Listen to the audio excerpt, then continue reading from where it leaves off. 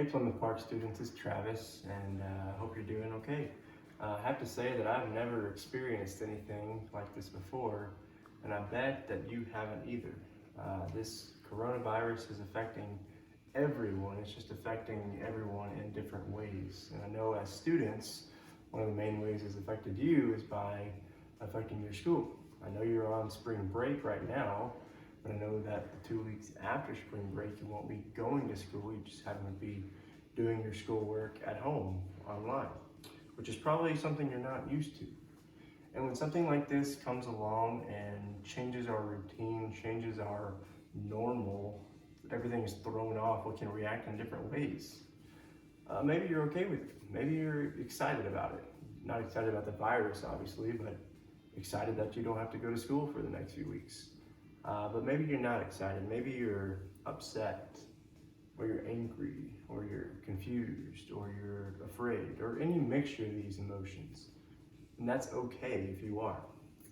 However you and your family are reacting and responding to these things, I want to take just a few minutes to encourage you from Psalm 31.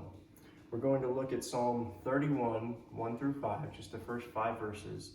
And let me read those to you real quick. David, the psalmist, says, "Lord, I seek refuge in you. Let me never be disgraced. Save me by your righteousness. Listen closely to me. Rescue me quickly. Be a rock of refuge for me, a mountain fortress to save me. For you are my rock and my fortress. You lead and guide me because of your name. You will free me from the net that is secretly set for me, for you are my refuge. Into your hands I entrust my spirit. You redeem me, Lord, God of truth." I don't know if you noticed or not, but in those 5 verses, the word refuge is used 3 times. So, what is a refuge? According to the English dictionary, a refuge is a shelter or protection from danger or distress. So a refuge is a safe place. It's a place we can rest, a place we can be comfortable. And when we think of seeking refuge or seeking shelter, we probably think of a physical place. Like if it's cold or it's raining, the shelter we seek is a building, a home, something with walls and a roof. But the refuge and the shelter that the psalmist seeks, it's not a place, it's a person. It is the Lord his God. So what's going on with David, the one who wrote this psalm? Was he dealing with the coronavirus? No. But he was a shepherd, he was a king, and he often found himself in difficult and even dangerous situations. And while he might have needed physical shelter and protection, he knew that he also needed his God. So how can God be our refuge? What kind of shelter can he provide?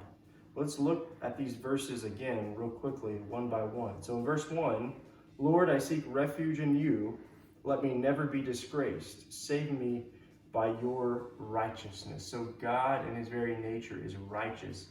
He knows what's right, and he can help us to figure out what's right. Verse 2, "Listen closely to me.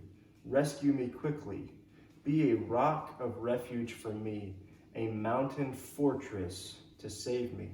God is strong. He's a rock. He's a fortress. He can protect us in ways that nobody else can. Verse 3, "For you are my rock and my fortress." See, he says it again. "You lead and guide me because of your name." God knows all things, and his plans are perfect, and he can give us guidance. He can show us which path to take and which path not to take. Verse 4, "You will free me from the net that is secretly set for me, for you are my refuge." God can protect us from things we don't even know are coming, like a net, a hidden net that's set to trap someone. Even if we do get caught by that trap, God can provide a way out. These are ways that God can be a refuge. He can be a shelter for us. And then we come to verse 5. David says, "Into your hands I entrust my spirit. You redeem me, Lord, God of truth." So as a result of all these things, as a result of the fact that God is indeed a refuge and shelter during our time of need, we just have to trust him. As it says, he is the God of truth, and we can trust that whatever he does is best. So whatever you're going through right now, whether it has to do with the coronavirus or whether it's something else totally, completely different. Be encouraged to know that God is a refuge. King David sought refuge in God, and we can too. How can we do that? Well, we can do that by praying to Him, even calling out to Him, crying out to Him. And we can do that by opening the Bible and reading the very words that He wrote, that He spoke, that He inspired. No matter what life throws our way, let's join King David this week in seeking refuge in God and trusting Him to be our rock, our fortress, and our safe place. Thanks for watching. I hope you've been encouraged, and just keep checking back here for more videos and updates in the days and weeks to come.